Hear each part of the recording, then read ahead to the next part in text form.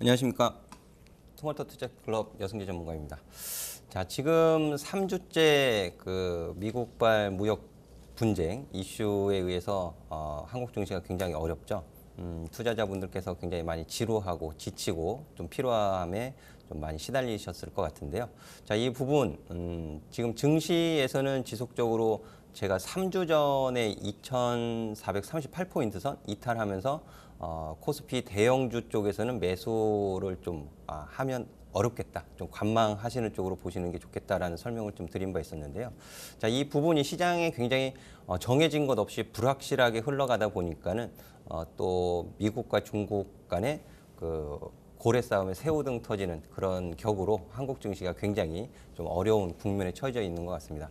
이런 부분들을 해외 선물을 통해서 또 수익을 단기간에 조금 손실을 만회하거나 상쇄시킬 수 있는 부분들이 해외 선물에서 기회가 제공되고 있는 것이 아닌가 하겠는데요.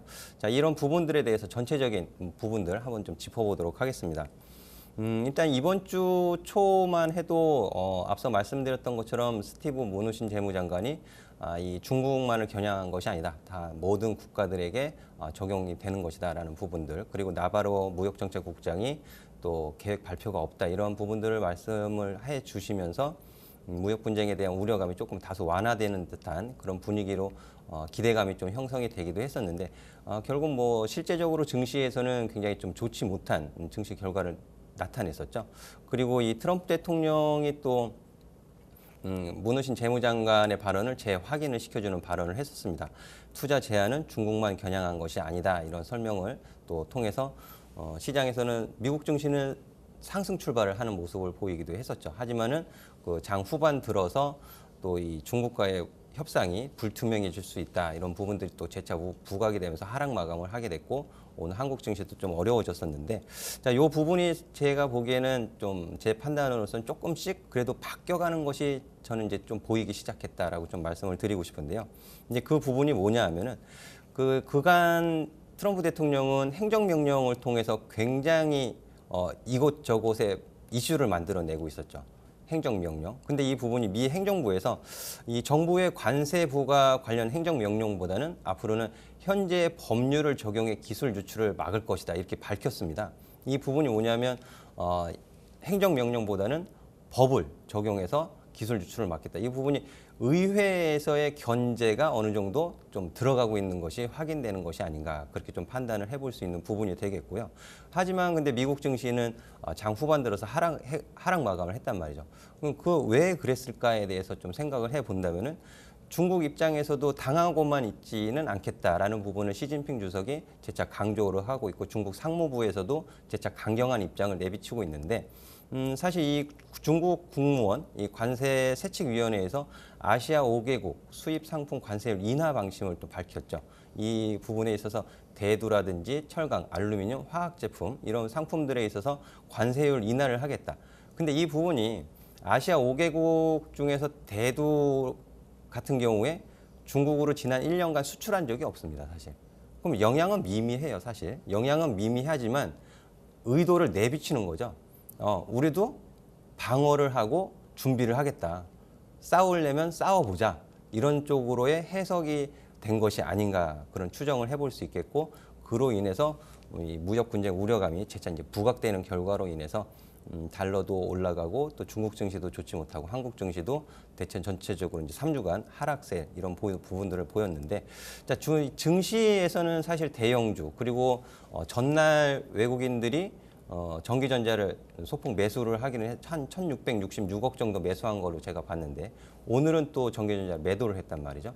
투자 심리가 하루만 해도 매수해서 매도로 전환되는 증시에서는 굉장히 섣불리 저점을 예단하고 매수에 들어가기에는 굉장히 지금은 불확실한 시장이다.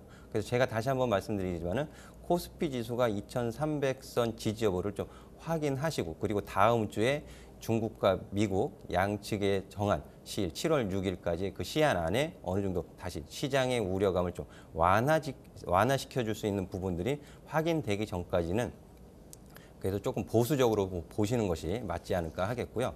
자, 그러면 이 바로 이제 차트를 이제 제가 보면서 말씀을 드리면 이제 3주 전이죠.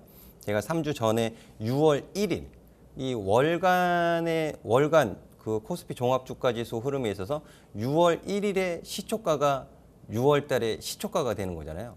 그러면 증시가 상승한다는 뜻은 뭘까요? 증시가 상승한다는 뜻은 시초가를 지키고 올라가는 것이죠.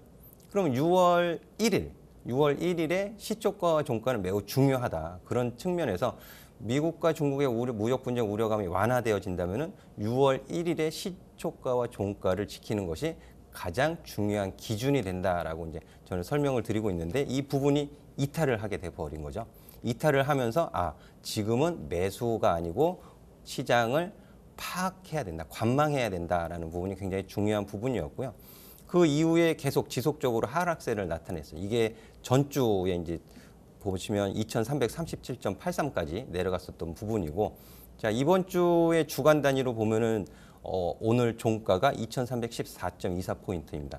2300선까지 불과 14포인트밖에 남지 않아 있는 부분인데요. 이 작년 8, 9월에 있었던 저점 이미 좀 내려와 있는 상황이고, 이 5월 달에 시초가가 되는 2300선을 지키느냐 못 지키느냐에 따라서 코스피의 단기 조정 추세가 깊어질 수도 있고 또 다시 반등의 흐름을 보여줄 수도 있는 기준 역할을 하기 때문에 굉장히 좀 중요하게 놓고 보시면 좋을 것 같고요. 이런 같은 맥락으로 상품 가격들을 좀 해석을 해드리자면은요.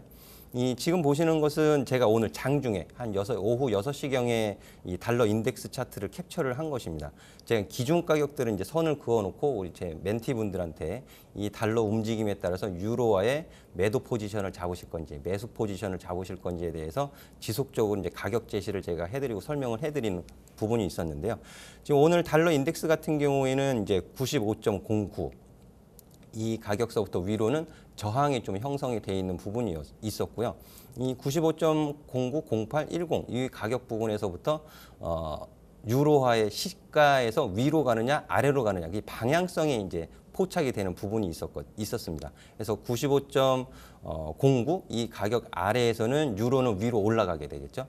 그리고 달러 인덱스가 95.09 위로 올라가게 되면은 유로는 다시 밀리는 가격 방향성을 나타내게 될 텐데 유로와의 그 방향 변화 기준 이런 부분들을 보시면은 95.08, 09 그 부분에 있어서 유로화는 전일 시가에서 오늘 시가 부분을 왔다 갔다 하고 있었다라는 부분. 그러니까 시가를 기준으로 내가 매수 진입을 할 건지 매도 진입을 할 건지 이런 부분들이 방향이 결정되어진다. 그럼 제가 지금 이 실시간으로 좀 차트를 좀 준비를 해봤는데요. 지금 이제 그 유로 일간 흐름이 되겠고요. 지금 이 분봉 차트 흐름을 좀 제가 확인을 좀 해보도록 하겠습니다. 이 분봉 차트 흐름을 좀 보시면은요. 지금 그 달러 인덱스 옆에 보시는 달러 인덱스는 지금 95.10에서 제가 오후 6시에 그 캡처를 했던 자리가 지금 이 자리고요. 이 자리. 그리고 그 이후에 다시 한번 반등을 줬지만은 95.09 자리에서 저항을 받고 지금 밀려 있는 상황이죠. 밀려 있는 상황이고 유로는 지금 반등 국면을 보여주고 있다라고 좀 확인이 되실 것 같은데요. 지금 시초가 위로 올라와 있죠. 그러니까 시초가에서 지금 여기 시초가까지 다시 내려왔을 당시에 그 달러 인덱스는 다시 재차 95.10까지 올라가 있는 가격 구간이었거든요. 그때 유로화는 급락하면서 다시 시초가까지 내려왔고, 근데 오늘 경제 지표가 있었어요. 유로존 쪽에서는 산업 생산이라든지 그 경제 지표가 예상치보다 긍정적으로 나왔기 때문에 이전에 상승 흐름을 보였고, 그리고 그 이후에 미국에서 경제 지표가 발표가 되죠. 이 GDP라든지 각종 경제 지표가 발표가 되면서 달러 인덱스의 변동성이 커졌고, 그로 인해서 달러는 반등을 주면서 유로는 다시 시초가까지 밀리면서 이 가격 구간에서 제가 멘티분들한테 또 한 번 설명을 드렸어요. 달러 인덱스가 95.08, 10을 넘어가는지 저항을 받고 밀리는지 확인을 하시고 유로 포지션 잡으시면 됩니다라고 설명을 드렸거든요. 그 부분이 기술적으로는 캔들 이중 바닥이 만들어지면서 시초가 부분에서 여기 이제 두 번째 여기서 매수 신호가 발생이 된 거죠. 이렇게 보시면 시초가에서 매수 진입 안정적으로 들어가실 수 있는 타이밍이 제공이 됐고, 지금은 1.16600에서 이제 안전하게 수익 청산하시고 이제 주무시면 되죠. 이런 식으로 깔끔하게 마무리 짓고 주무시면은 굉장히 마음도 편하고 평정심도 유지되고 좋은데, 막상 이 가격에 위치하면은 멘티분들이 막 고민을 하시는 거예요. 정말 이것이 지켜지는 건지. 항상 이 안 좋은 학습 습관이 남아 있는 거죠. 내가 들어가면은 매수 진입을 하면은 빠지면 어떡하지? 매도 진입을 하면은 다시 올라가면 어떡하지? 그런 고민, 그런 그 신뢰도 없는 불신 이런 부분들을 시초가를 굉장히 신뢰 있는 기준 가격으로 놓고만 보셔도 이런 성공의 확률은 굉장히 8, 90% 굉장히 높은 확률의 매매를 하실 수 있는 부분이거든요. 제가 이런 부분들을 지속적으로 이제 강조를 드리고 이제 교육을 해드리고 있는 부분인데요. 지금 유로화가 살짝 다시 되밀리고 있죠. 이 지금 달러 인덱스 한번 보시면은요. 달러 인덱스를 조금 짧은 시간 5분봉으로 한번 보시면은 지금 달러가 살짝 반등을 주는 게 보이실 겁니다. 그럼 여기서 지금 달러 같은 경우에는 94.90 그리고 94.95에서 재차 저항을 받을 수 있는 부분이거든요. 그러면 저항을 받으면은 유로는 다시 반등을 주겠죠. 그럼 유로는 지금 1.16500이 단기 지지 라인으로 작용을 하고 있다. 근데 제가 이 선을 오전서부터 그어놓고 계속 달러와 대입을 시켜서 말씀드리고 대응하는 가격으로 제시를 해드리고 있는 가격인데 이런 부분들이 우리 멘티분들뿐만 아니라 시청자 여러분들도 달러 인덱스 기준에 의해서 기준 가격에서만 매도 포지션 잡아 가신다면은 보다 높은 성공 환율로 수익 청산할 수 있는 기회는 매일매일 제공되고 있다라는 점 좀 강조해서 말씀드리고 싶고요.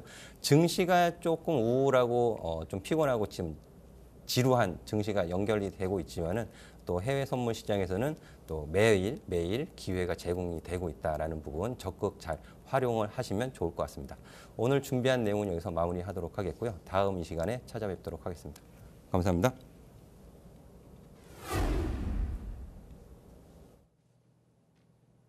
네, 여승재 멘토께서 이번 주 계속되고 있는 미중 무역 분쟁과 관련해서 그 흐름들과 또 해석들 좀 해주셨고요. 또 그와 관련해서 달러와 유로에 관한 차트 분석까지 함께 해주셨습니다. 달러와 유로가 굉장히 완전히 반대되는 방향으로 가는 거네요. 그렇죠. 유로화라는 상품 자체가 달러와 유로 쌍으로 있는 거예요. 통화 상품 항상 쌍으로 있고요. 시소랑 똑같습니다. 한쪽이 내려가면 한쪽이 올라가는 거고요.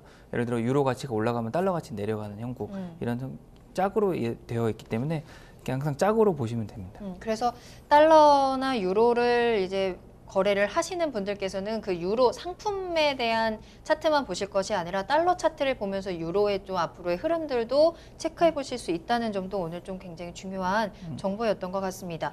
또 다시 말씀 있으신가요? 아니요. 제가 오늘 되게 미니 강의 이제 계속 방송을 하면서 지켜봤는데 사실은 방송 초기부터 이제 여승재 멘토님이 멘토링을 해주시는 어떤 비법 이런 게 되게 궁금했는데 그걸 좀 엿본 것 같고요. 네네. 사실은 되게 간결하게 잘 설명 주시는 것 같아요. 어떻게 보면 조금 머리를 비우고 멘토링을 받는다 생각하면 그냥 저는 이제 잘 모른다는 기준에서 생각을 했을 때는 선이 그어져 있고 단순히 이 선을 넘으면 사고 이 선을 넘으면 정리한다 이런 관점으로 보시면 사실 따라하는 건 쉬운 것 같고요. 거기서 이제 얼마만큼 본인의 판단이 들어가느냐인데 사실은 멘토링은 선이 그어져 있는 것 단순히 따라한다는 거 의미는 왜 그런 게 도출이 됐는지를 배우는 과정인 거고요. 그 자체를 무조건 매매 내용을 받은 걸 그대로 하는 것보다는 그걸 통해서 이제 학습하고 익숙해지는 과정이거든요. 네. 그래서 가르쳐 주신 대로만 하면 잘 될 것 같은데요. 좀 손실 보신 분들은 좀 더 집중해서 보시면 될 것 같아요. 제 생각에.